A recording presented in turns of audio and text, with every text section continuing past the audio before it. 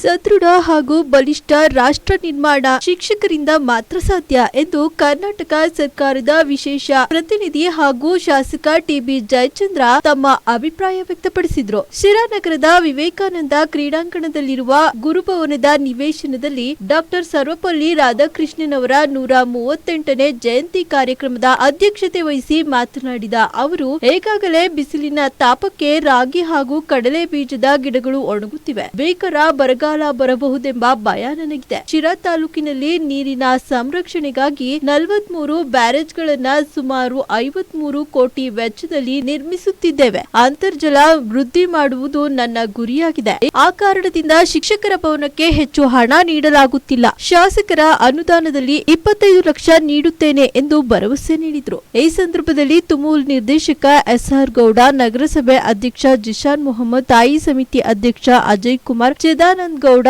ಸೇರಿದಂತೆ ತಾಲೂಕಿನ ಎಲ್ಲಾ ಶಿಕ್ಷಕರು ಉಪಸ್ಥಿತರಿದ್ದರು. ದೊಡ್ಡ ಇತಿಹಾಸ ಇರತಕ್ಕಂಥ ದೇಶ. ಈ ಶಿಕ್ಷಣ ಪದ್ಧತಿ ಎಲ್ಲಿಂದ ಪ್ರಾರಂಭ ಆಯಿತು ಅಂತ ಹೇಳಿದ್ರೆ, ಅದನ್ನ ನೀವು ದ್ವಾಪರ ಯುಗನ ತಗೊಂತಿರೋ, ಕಲಿಯುಗ ತಗೊಂತಿರೋ, ಅಥವಾ ಅದರಿಂದ ಇನ್ನೊಂದು ಯುಗ ತಗೊಂತಿರೋ, ಸಹಸ್ರಾರು ವರ್ಷಗಳ ಇತಿಹಾಸ ಇರತಕ್ಕಂಥದ್ದು ಈ ದೇಶಕ್ಕೆ. ಇವತ್ತು ನಳಂದ ಮತ್ತು ತಕ್ಷಶಿಲಾ ಅಷ್ಟೇ ಯಾಕೆ, ಹೇಮಾವತಿಯಲ್ಲಿರ್ತಕ್ಕಂಥದ್ದು ಕೂಡ ಇಲ್ಲೊಂದು ವಿಶ್ವವಿದ್ಯಾನಿಲಯ ಇತ್ತು ಅಂತಕ್ಕಂಥ ಕುರಿತು ಕೂಡ ಇವತ್ತು ಇರತಕ್ಕಂಥದ್ದು. ಇಂತಹ ಒಂದು ಹಿನ್ನೆಲೆಯಿಂದ ಬಂದಿರತಕ್ಕಂಥ ಈ ದೇಶದಲ್ಲಿ ಭಾರತೀಯರ ಗುಟ್ಟು ಏನು ಅಂತ ಹೇಳಿದ್ರೆ, ಎಲ್ಲ ಒಂದು ಕಡೆಗೆ ನಮಗೆ ಬೋಧನೆ ಆಗಿದ್ದೇನಪ್ಪ ಅಂದರೆ ಮನುಶಾಸ್ತ್ರ, ಕೌಟಿಲ್ಯ ಶಾಸ್ತ್ರ. ಈ ಮನುಶಾಸ್ತ್ರ, ಕೌಟಿಲ್ಯ ಶಾಸ್ತ್ರದಲ್ಲಿ ಅದನ್ನು ಮತ್ತೆ ಹೇಳಕ್ ಬೇಕಾಗಿಲ್ಲ. ಹೆಣ್ಣು ಮಕ್ಕಳಿಗೆ ವಿದ್ಯೆನೇ ಕಲಿಸಬಾರ್ದು, ಅದನ್ನ ಯಾರೋ ಮೇಲ್ಜಾತಿಯವರಿಗೆ ಮಾತ್ರ ಮೀಸಲಾಗಿರಬೇಕು, ಇದೆಲ್ಲದೂ ಇತ್ತು. ಆದರೆ ಬಾಬಾ ಸಾಹೇಬ್ ಅಂಬೇಡ್ಕರ್ ಅವರು ತಂದ ಸಂವಿಧಾನದ ಹಿನ್ನೆಲೆಯಲ್ಲಿ ನಾವೆಲ್ಲರಿಗೂ ಕೂಡ ಅವಕಾಶ, ಸಮವಾದಂಥ ಅವಕಾಶ ಇರತಕ್ಕಂಥ ಹಿನ್ನೆಲೆಯಲ್ಲಿ ನಾವು ಶಿಕ್ಷಣಕ್ಕೆ ಹೆಚ್ಚು ಕೊಡುಗೆಯನ್ನು ಕೊಡಬೇಕು. ಒಂದು ನಾವು ಗಮನದಲ್ಲಿ ಇಟ್ಕೋಬೇಕು, ಶಿಕ್ಷಣಕ್ಕೆ ಯಾಕೆ ಹೆಚ್ಚು ಒತ್ತು ಕೊಡಬೇಕು ಅನ್ನೋದಕ್ಕೆ. ಈ ದೇಶದ ಜನಸಂಖ್ಯೆಯನ್ನು ನೋಡ್ತೀನಿ, ಒಂದೇ ಒಂದು ರಾಗಿ ಪೈರು ಹುಟ್ಟುತ್ತಾ ಇಲ್ಲ. ಕಡಲೆಕಾಯಿ ಹಾಕಿರೋದೆಲ್ಲ ಒಣಗೋಗಿದೆ. ಈ ವರ್ಷ ಭೀಕರವಾದಂಥ ಬರಗಾಲ ಬರ್ತದೆ ಅನ್ನತಕ್ಕಂಥ ಭಯ ನನಗಾಗ್ತಾ ಇದೆ.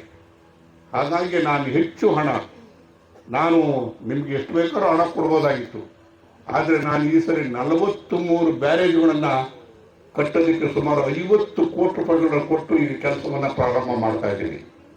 ಕಾರಣ ಏನು ಅಂತ ಹೇಳಿದ್ರೆ, ನಮಗೆ ಈಗ ಹೇಮಾವತಿ ನೀರೇನಾದ್ರೂ ಬರದಲ್ಲೇ ಇದ್ದಿದ್ರೆ ಪರಿಸ್ಥಿತಿ ಏನಾಗ್ತಿತ್ತು ಗೊತ್ತಿಲ್ಲ. ಈಗ ಮದ್ದೂರು ಕೆರೆವರೆಗೂ ಹೋಗಿ ನೋಡ್ಕೊಂಡ್ಬಂದು ಮದ್ದೂರು ಕೆರೆಗೂ ನೀರು ಹೋಗ್ತಾ ಇದೆ.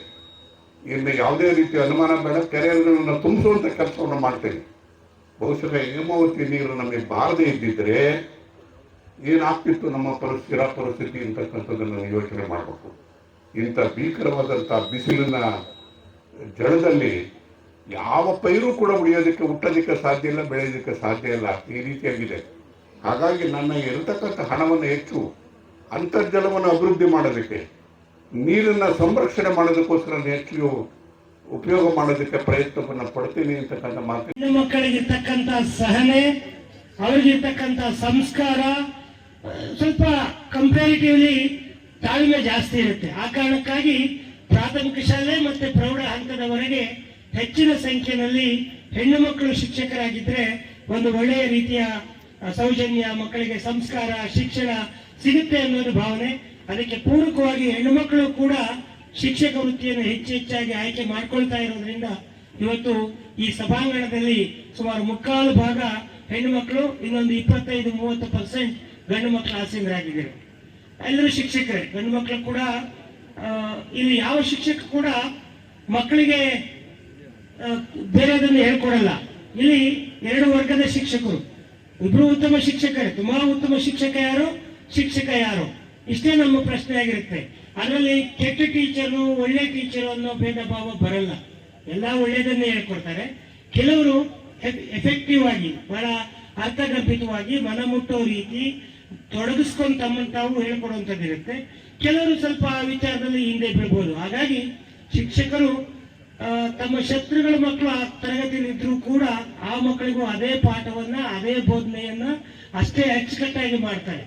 ನಾನು ಒಂದು ಮಾತು ಹೇಳ್ತೇನೆ, ಇಲ್ಲಿ ಈಗಿನ ವ್ಯವಸ್ಥೆನಲ್ಲಿ, ಪ್ರಸ್ತುತ ವ್ಯವಸ್ಥೆನಲ್ಲಿ ನಾವು ಬೇರೆ ಬೇರೆ ವಿಚಾರಗಳನ್ನು ನೋಡ್ತೇವೆ. ಒಬ್ಬ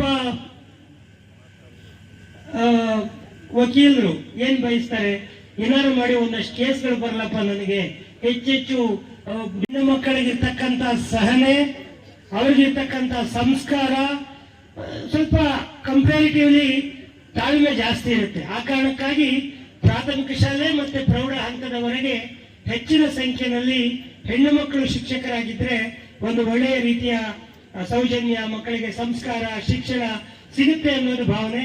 ಅದಕ್ಕೆ ಪೂರಕವಾಗಿ ಹೆಣ್ಣು ಮಕ್ಕಳು ಕೂಡ ಶಿಕ್ಷಕ ವೃತ್ತಿಯನ್ನು ಹೆಚ್ಚಾಗಿ ಆಯ್ಕೆ ಮಾಡ್ಕೊಳ್ತಾ ಇರೋದ್ರಿಂದ ಇವತ್ತು ಈ ಸಭಾಂಗಣದಲ್ಲಿ ಸುಮಾರು 3/4 ಭಾಗ ಹೆಣ್ಣು ಮಕ್ಕಳು, ಇನ್ನೊಂದು 25-30% ಗಂಡು ಮಕ್ಕಳು ಆಸೀನರಾಗಿದ್ದಾರೆ. ಎಲ್ಲರೂ ಶಿಕ್ಷಕರೇ. ಗಂಡು ಮಕ್ಕಳು ಕೂಡ ಇಲ್ಲಿ ಯಾವ ಶಿಕ್ಷಕ ಕೂಡ ಮಕ್ಕಳಿಗೆ ಬೇರೆದನ್ನು ಹೇಳ್ಕೊಡಲ್ಲ. ಇಲ್ಲಿ 2 ವರ್ಗದ ಶಿಕ್ಷಕರು, ಇಬ್ರು ಉತ್ತಮ ಶಿಕ್ಷಕರೇ. ತುಂಬಾ ಉತ್ತಮ ಶಿಕ್ಷಕ ಯಾರು ಇಷ್ಟೇ ನಮ್ಮ ಪ್ರಶ್ನೆ ಆಗಿರುತ್ತೆ. ಅದರಲ್ಲಿ ಕೆಟ್ಟ ಟೀಚರು, ಒಳ್ಳೆ ಟೀಚರು ಅನ್ನೋ ಭೇದ ಭಾವ ಬರಲ್ಲ. ಎಲ್ಲಾ ಒಳ್ಳೆಯದನ್ನೇ ಹೇಳ್ಕೊಡ್ತಾರೆ.